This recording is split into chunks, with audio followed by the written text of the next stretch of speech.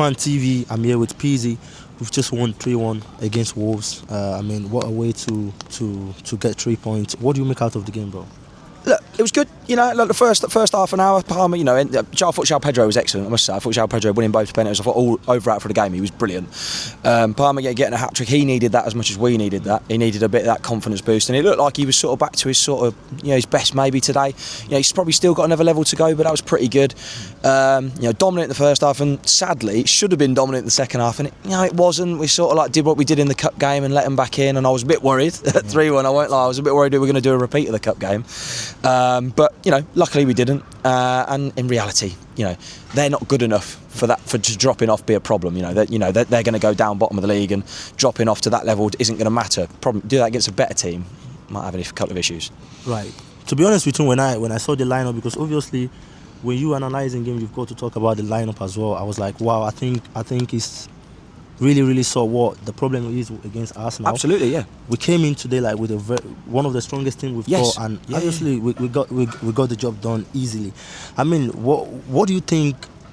I mean, was different today apart from what we did against Arsenal? Because I just think starting the players who are in form in the positions they're in. You know, João Pedro is in, you know, Club World Cup form or form of his life. You know, he's flying. Start him up front. Play Palmer in behind him. They work better together. You know, play. You know, I know Esther didn't play today, and I know he's had compassionate leave. But you know, in bigger games, play Estevao. He's one of our best wingers. You know, I think that team today, with the exception of James not being in the squad, which is a little bit worrying, is probably the best what we can offer. You know, that's as good as it's going to. Estevao maybe. You know, that's as good as it's going to get. And I think he maybe looked at games where we have rotated. You know, the likes of Karabag and games like in the Champions League where we've rotated to the weaker 11, and it hasn't worked, and it's gone very, very wrong. And I think going strong and starting and then bringing those players off, for me, that's always the way to do it. Right, because honestly, like you said, the game looks very easy in 30 minutes. I mean, 3 goals in, Palmer having a hat-trick. But honestly, when you look at sort of most of the comment coming from the manager, obviously we know, you know, the owners and whatever is going on. I mean, why haven't we just stick to go into games with a strong team, of course, get the 3 point and start, you know, sort of rotating? I'd love to know as much as you would. Yeah, it really works for us today. It does. Yeah. No. To me, I feel like we would have been so much, maybe probably second position if we have stick to this sort of culture. If we put this 11 in every week, we'd be up there with Arsenal, and I don't think that's ridiculous. So I think we'd be, you know, maybe not right on their tails. You know, maybe the gap that, you know, there is to City and the likes of Villa, but I don't see why we wouldn't be right up there with them two and battling out second place. The problem is we've gone to too many games and started the rotated squad, and it hasn't worked. And then you're trying to recover a game rather than starting your best team, win the game, bring them off. That's always the way I'd do it.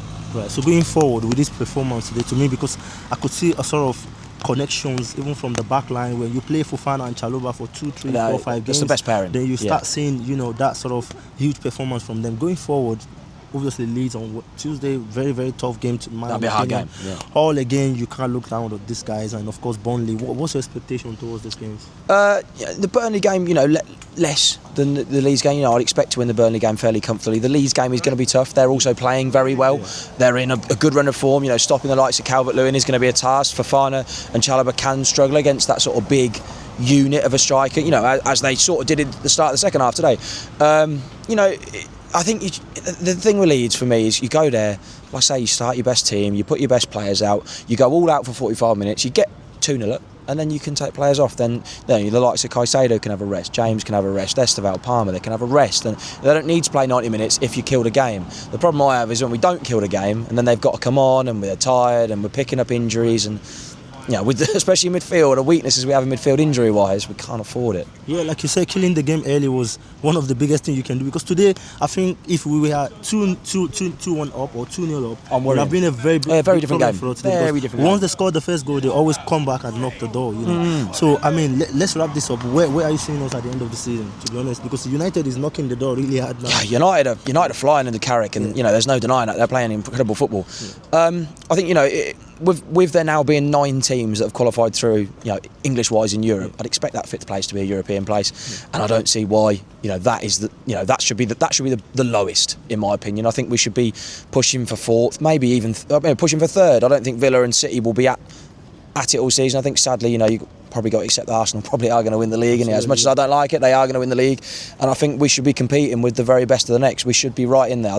If we finish fifth and there's a gap, I'll be disappointed. But if we're right in and amongst it, and you finish fifth, you still get Champions League, I don't think I'll be that first. But I think second is still reasonable, in my opinion. Right. Thank you very much. I appreciate it.